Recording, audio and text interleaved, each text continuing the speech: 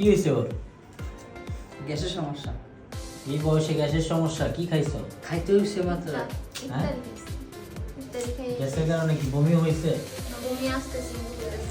আচ্ছা আচ্ছা, তুমি একটা নার্স, তোমার গ্যাসের সমস্যা আমার হচ্ছে অনেক কেন? গ্যাসের সমস্যা। তুমি রোজা রাখছিলা? না, তুমি কি ক্যানোলা নিজে করতে পারো? পারি বাটারফ্লাই? পারি। তাহলে নিজেরটা নিজে করো। না, নিজেরটা নিজে করবো না। তাহলে তুই করে দিতে পারবি? না, আমি ওর কাছ থেকে নিব না, আমি আপনার কাছ থেকে নিব। আচ্ছা আচ্ছা, ঠিক আছে। কিন্তু ইনজেকশন কিন্তু বেশি নেওয়া ঠিক না। আমি নেই না তো, আমি আজকে যেহেতু- যে নিতেছি। যেহেতু তোমার সিভিয়ার গ্যাস্ট্রাইটিস, এই কারণে বিবেচনা করে আমরা কিন্তু তোমাকে একটা ইনজেকশন তাহলে একটু দিচ্ছি। করে দেন, বেশি দিয়েন না।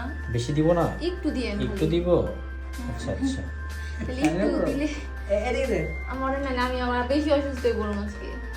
না, বেশি অসুস্থ হয়ে গেলে আমাদের ডাক্তার আছে, অসুবিধা নাই। ডাক্তারের ফোন দিয়ে নিয়ে এসে ট্রিটমেন্ট দিব। ইনজেকশন থেকে ভয় পাও? না, সাহস আছে? আমি ভয় পাই না ইনজেকশন।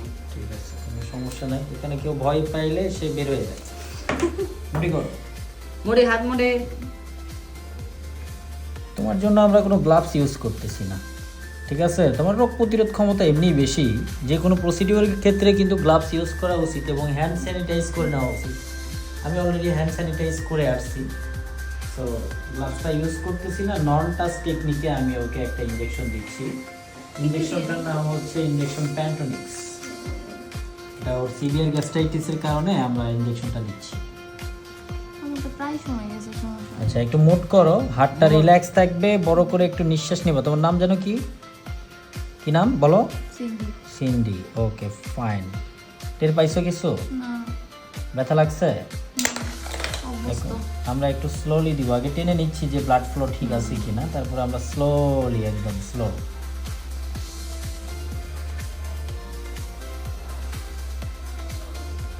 আপনারা যে কেউ এটার প্র্যাকটিস করবেন না, কারণ একটা ইনজেকশন মানুষের জন্য যেমনই উপকার তার চেয়ে বেশি ক্ষতিকর।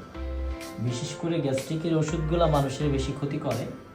তো আমরা অনেক মানুষ আছি যারা লাগাতার মুড়ি মুড়কির মতো, অর্থাৎ মুড়ি মুড়কি গ্রামের ভাষায়, যে গ্যাস্ট্রিকের ওষুধ সকালে একটা এবং বিকেলে একটা খেয়ে ফেলি। তো অল্প বয়সে বা বেশি বয়সে বা বৃদ্ধ বয়সে যেটাই হোক, গ্যাস্ট্রাইটিসের জন্য যদি গ্যাসের ওষুধটা নিয়মিত খাইতে হয়, কন্টিনিউ যদি খাই, সে মানুষের কিন্তু হাড় দুর্বল হয়ে যায়। হাড় মানে কি? হাড্ডি।